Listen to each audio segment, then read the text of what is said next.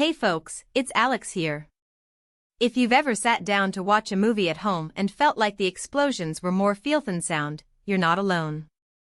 The big question that keeps popping up is whether a subwoofer can actually deliver that cinema-level rumble without breaking the bank or ending up as an eyesore in the corner of the room. I've spent a couple of weeks looking at specs, reading through a handful of reviews, and even watching a few unboxing videos to get a sense of how this thing really behaves in a normal living room. Link is in the description if you want to check the product details on Amazon. First off, I want to set the stage. The Monolith THX Ultra Certified 2000 watt powered subwoofer is positioned as a massive output solution for both studios and home theaters. That's a pretty lofty promise, especially when you compare it to the typical 10-inch, 300-watt units that dominate the market. The THX Ultra Certified badge is meant to reassure buyers that the sub meets certain performance standards, but you still have to wonder how much of that translates into everyday listening.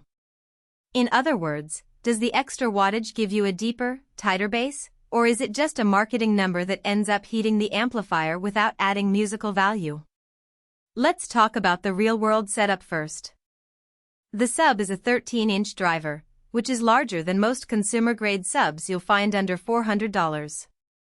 The cabinet is finished in a matte black ash that looks sleek enough to blend into a home theater enclosure, but it's also a bit heavier than a typical 10-inch model, around 30 pounds, give or take. Because it's a powered unit, you don't have to worry about buying a separate amp, but you do need a decent power outlet and enough space for proper ventilation.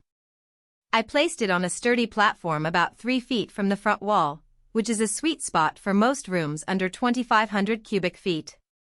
Keep in mind that the base will interact with your room dimensions. If you have a very small space, the sub can become overwhelming quickly, while a larger room might need the extra power to fill the area.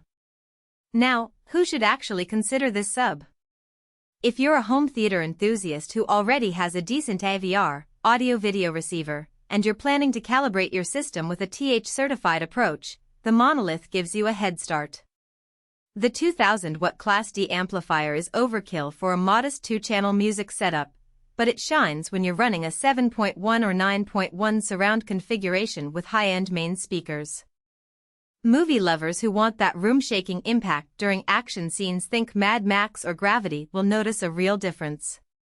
Likewise, small project studios can use the sub to lock in low-frequency content for mixes, especially if they're dealing with electronic or hip-hop tracks that rely on tight sub-bass. On the flip side, if you're just looking for a modest boost for a TV speaker system, or you live in a studio apartment where you need to keep the volume in check, this might be more than you need. The power is there to produce deep, low-frequency energy, but you'll also have to manage the volume and crossover settings carefully to avoid muddying your overall mix.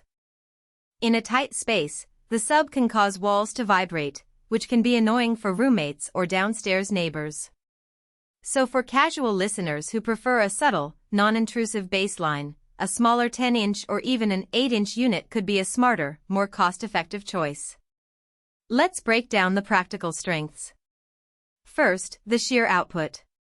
When I cranked the volume to a moderate level during a test movie clip, think a series of low-frequency explosions, the sub delivered a clean, defined thump without the distortion you sometimes hear on cheaper, underpowered units. The THX Ultra certification promises low distortion across the frequency range, and in my listening session the bass held its shape even at higher volume settings. That means the sub can stay in lockstep with the main speakers, preserving detail instead of just blowing a rumble. Second, the built-in DSP, digital signal processing, makes integration a bit easier.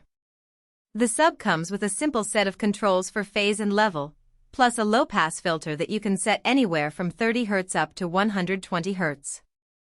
For a home theater calibration, that flexibility lets you align the sub's output with the acoustics of your room. I found that setting the crossover around 80 Hz gave the smoothest transition between the front speakers and the sub, especially when using a pair of floor-standing bookshelf speakers that already cover the lower mids. Third, the connectivity options are straightforward. There's a single RCA line-level input, a speaker-level input for those who prefer to feed the sub directly from a receiver's pre-out, and a Bluetooth 5.0 module for streaming low-latency audio.